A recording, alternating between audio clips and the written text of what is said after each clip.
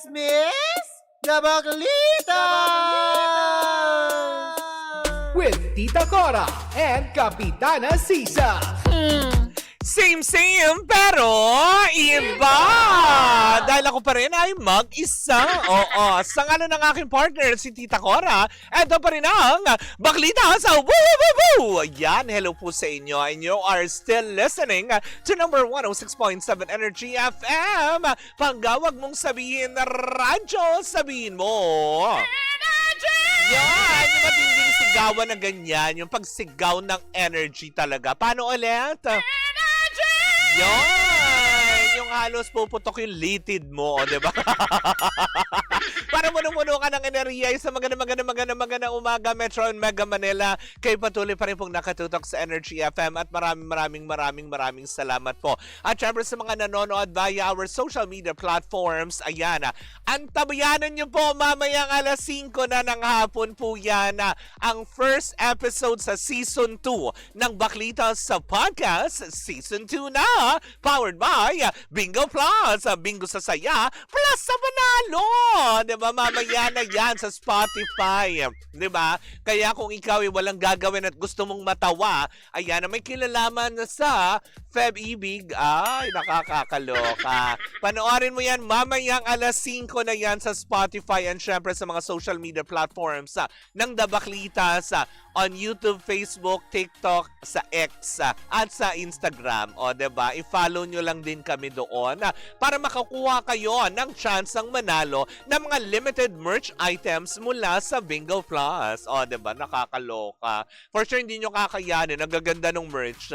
Diba? Yung parang yung mahal na ventilador. Oh! May pamimigay kami ganun. Kaya i-follow nyo kami, The Baklitas. Diba? Pero eto na, magtungo na muna tayo dahil kakaibang game na ang hatid natin ngayong araw na ito para sa ating mga pangga, para sa ating Pangga Bingo Plus Bingo Panalo! Oh, diba ngayong araw na ito mababago ang kapalaran, hindi kapalaran, ang laro lang. Makakalain na tayo magbibigay ng 312 million, hindi.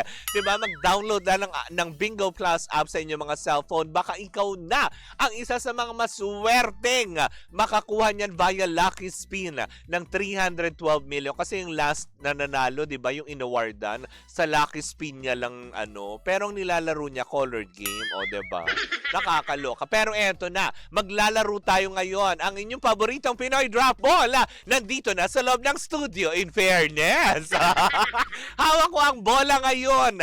Tandaan yung mabuti para makakuha tayo ng lucky card for the day. Kailangan nyo lang tignan, pakinggang maigay mga nakikinig sa mga radyo nila, sa mga tindahan, sa mga sasakyan. Kailangan nyo lang pakinggang maigi ito. Sa mga nanonood via our social media platform, kailangan tignan yung maigi saan babagsak ang bola.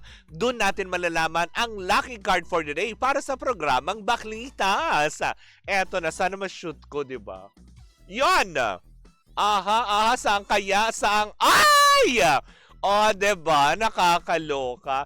Huminto siya. Hindi siya huminto. Nalaglag siya sa Queen of Spades. Oy, naku, nakakaloka. Ang lucky card para sa programang Baklitas for the day mula sa ating Pinoy Drop Ball ay Queen of Spades. O, diba? Wala kayo ba pwedeng gawin kung hindi tandaan lamang ang aking sinabi para sa programang Baklitas? Ang lucky card ng Baklitas mula sa Pinoy Drop Ball natin ay Queen of Spades.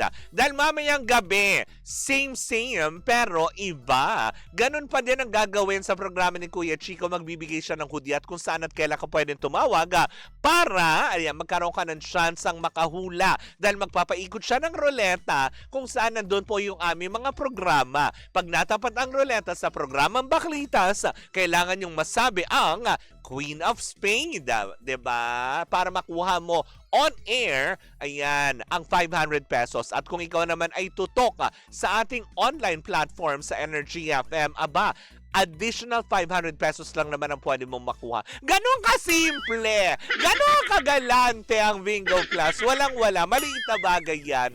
Kung mga maliit na bagay ito, bilang sa, alam mo yun, sa malaking pagsuporta ninyo sa Bingo Plus app at syempre sa lahat pa rin ng mga manlalaro. Pero syempre, paalala pa rin natin sa lahat that gaming is 21 years old and above only.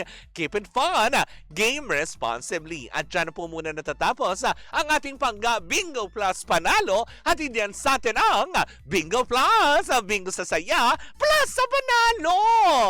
Bye, Bing Bing! Diba? So, eto na nga, nakakaloka. So, atin munang tanggalin ang mga dapat tanggalin na. O, diba? Tinanggala. Natanggal yung bra ko. Hoy! Wala kang bra! Nakakaloka. Pero eto na nga, Diyos ko, mainit-init pa. Fresh from the oven. Kasi nga, hindi ba? Alam naman natin na supposedly, ang controversial na pelikula ni Direk Daryl Yap na Pepsi Paloma, The Rapist of the Pepsi Paloma story, di ba? Is supposedly, ngayong araw ito maipalalabas. Pero, nang dahil sa hindi sila nakakomply at hindi nakaabot sa takdang araw ng pag-comply ng mga requirements para sila ay mabigyan ng karampatang permits para ma-exhibit ito sa publiko ay hindi nila nagawa. Kaya't yung February 5 na kanilang dating tiniteaser na mapapanood ay hindi po natin mapapanood sa lahat ng sinihan nationwide. Bagamat naglabas naman siya ng kanyang official statement si Direk Daryl Yap sa kanyang Facebook page na kung saan nga naman ay tinitignan nila yung aspeto na baka mauna muna outside the Philippines na maipalabas ito kumpara dito sa ating bansa. Or alam mo yun, it's sign ba ito na sila muna ay kailangan ay pagtuunan muna nila ng pansin ang kanilang alam mo yun, sa live stream, sa streaming, 'di ba? Sa online, 'di ba, yung mga ganung aspeto. Pero hindi naman din ibig sabihin nito ay titigil na din naman din sila na hindi ito maipalabas sa publiko, hindi ba? Bagamat, 'di ba, ang nakakaloka lang nito dahil nga sa hindi nga naipalabas siya ngayong araw na ito, samot-saring reaksyon na mula sa mga netizen na naman ang, alam mo, may mga sumusuporta kay Direk Daryl, 'di ba? Yung mga nambabash na naman sa MTRCB kasi nga parang pinersonal, parang ganyan, whatsoever, 'di ba? 'Di ba? Na nakakaloka. Tapos meron pa nagpadala ng screenshot, 'di ba? Na kung saan nga naman kasi merong lang cryptic post itong si Direk Daryl Yap, pero tinanggal din naman kaagad. Yung meron siyang cryptic post na Lala Move. Oo. Binabati niya kayo, Kasmot. Diba? Kaya yung mga tao na naman, napag-isip na naman nito na parang dahil nga nun sa cryptic post na ginawa ni Direk Daryl Yap, pero tinanggal din naman daw kaagad. Or nawala din naman at hindi na rin naman makikita ngayon. Pero may mga netizen na nakapag-screenshot. O, diba? So ano na naman ang gusto nyong palabasin? Diba? Tas yung iba ay pararating kay Chair Lala, yung mga ganito. Diba? Unang-una, klaruhin lang din naman natin, diba? Unang-una, diba? Para balansihin natin.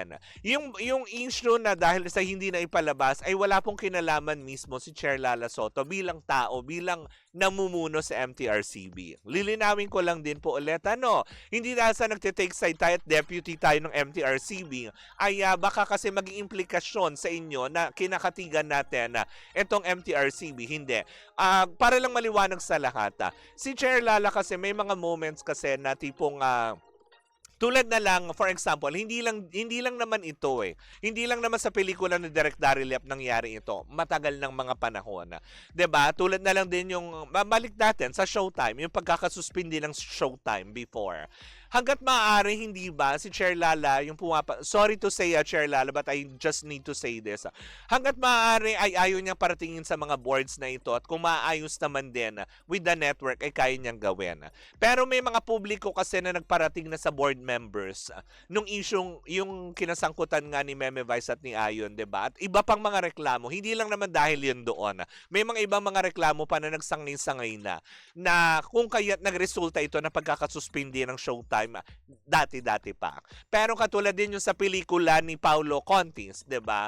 Hindi lang naman din siya mismo ang nagdesisyon nito na ay hindi pwede. 'Di ba yung Dear Satan, 'di ba? Parang 'di ba yung mga ganong aspeto is 'di ba, ng bonggang-bongga is masabi na nagkaroon ng bias? Hindi. Kasi nga naman, board members pa din na nagdesisyon. Actually, ito, wala pang desisyon. 'Di ba? Hindi, totoo naman. Yung sa pelikula ni Direk Daryl Yap, wala pang desisyon dahil wala pang nire-review. Uulitin ko lang din ulit kasi may mga bumabanat na naman kay Chair Lala, 'di ba, na parang tipong syempre alam ko naman din. Ako bilang kaibigan din ni Direk Daryl Yap, nalulungkot ako kasi 'di ba, hindi maisa sa pelikula yung inaabantabayanan sana ng lahat para magkaroon ng linaw kung saan nga ba nanggaling yung reklamo ni Boss Vic Soto laban kay Direk Daryl Yap, 'di ba? Kung meron ba ito talagang kalibel-libel, kung meron bang siniraan, kung meron bang ganito. Kasi artistry naman ang paggawa ng pelikula. Hindi naman yan yung tipong sabihin mo lang para may inaatake ka or may sinasabotahe ka mga tao, yung mga ganyan. Hindi ganun yun. Walang ganun. 'Di ba? So ang sa akin lang naman sa aspeto na ito, wag natin atakihin yung sangay ng gobyerno na ginagampanan lamang nila ang kanilang mga trabaho tulad na lang sa pagsunod sa mga regulasyon na kailangan sundin din ng bawat producer, director, artista at kung sino mang networks, sino mang film producer, sino mang movie line outfit yan at kung ano man ang tawag sa inyo. 'Di ba? Na kailangan sundin ninyo ang inyong mga kailangan ninyong sumunod sa mga requirements na ibinigay sa inyo. Kaya hindi na ipalabas ang Pepsi Paloma movie ay hindi sila nakaabot at hindi rin sila nakakompleto ng mga requirements na ibinigay na ng MTRCB sa mismong poder nitong si Direk Daryl Yap para para tuluyan ma-review ng board members at hindi ni Chair Lala. 'Di ba? Hindi siya lang 'di ba? Hindi siya yung tipong sige panoorin ko ito. Ay ayaw ko ito. Walang ganun. 'Di ba? Board members po at mahigit 30 katao po yung nagdedeliberasyon para lang mabigyan ng permits ang isang TV show, ang isang pelikula, ang isang commercial at kung ano mga proyekto na dapat dumaan sa kanila na ipalalabas publicly. O, 'di ba? Na nakakaloka. Kaya nakakalungkot. Syempre, nalulungkot ako for Direk Daryl. Syempre, nalulungkot in a way dahil syempre oras, panahon, pagod. 'Di ba? Ang pinuhunanan nila dito, lalo yung mga artista na involved, 'di ba? Sana 'di ba, mabigyan din ng isang araw na makapag-usap, 'di ba? Kumaga magkaroon ng chance man lang na makapag-usap si Chair Lala Soto, kabilang ng mga board members at si Direk Daryl Yap at mga kanyang mga kasamahan, hindi ba? Syempre kasi parang for me unfair din naman doon sa mga artista na nagtrabaho on that film. 'Di ba? Hindi rin biro yung oras na ginugol nila para gampanan or gawin yung proyekto na ito na at ang ending din pala hindi rin mapapalabas, 'di ba? At hindi rin maipapakita sa publiko.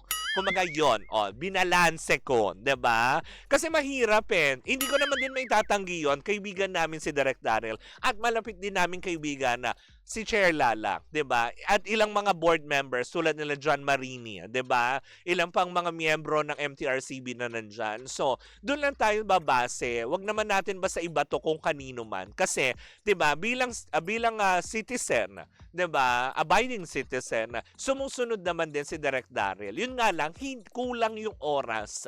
Kulang yung oras para makompleto nila yung permits na kailangan nila para maisat katuparan na ipagpalabas sana ngayong araw na ito ang Pepsi Paloma story sa lahat ng sinehan nationwide. Hindi nga lang umabot, 'di ba? So ibig sabihin lang nito, may respeto na ginawa na. Kumbaga, na alam mo 'yon, na sinunod yung bawat regulasyon at wala akong masamang makita doon, 'di ba? Pero sana lang ang hiling ko, 'di ba? Sana kapag nakakuha naman din talaga ng karampatang alam mo yung permits ay maisagawa na ang pagre-review na ito. Dahil syempre, naipakita sa publiko yan, ang publiko na curious, ano nga ba ito? Tungkol ba talaga saan yan? 'Di ba? Na karapatan din nilang mapanood at alam mo yung makuha nila kung ano man yung mensahe na gustong iparating nung pelikula ni Direk Daryl Yap. 'Di ba? Well, anyways, ganyan naman din talaga. Pero sana, 'di ba? Sana makumpleto man yung permits at maipalabas pa din. Hindi man ngayong Pebrero, siguro sometime, 'di ba? Hanggat may sinusunod naman na regulasyon, walang magiging problema ang MTRCB dyan. Well, in the meantime, mga pangga, maraming salamat po sa inyong pag-antabay. Muli po ako po si Kapitana Sisa, sa ngalan ng aking partner, si Tita Cora. Ito pa rin ang Baklita sa Woo Woo Woo Woo! At we are still same, pero iba! Tuloy-tuloy pa rin po ang ating tugtugan. Syempre, dito po lamang yan sa number 106.7 Energy FM. Pangga, wag mong sabihin na radyo, sabihin mo Energy!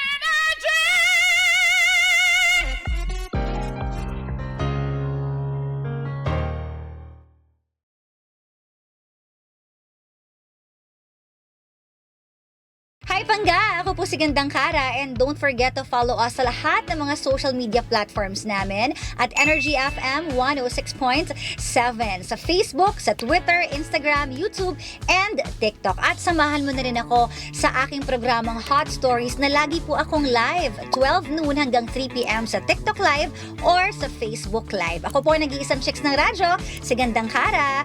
Pangga, wag mo sabihin radyo, sabihin mo Energy!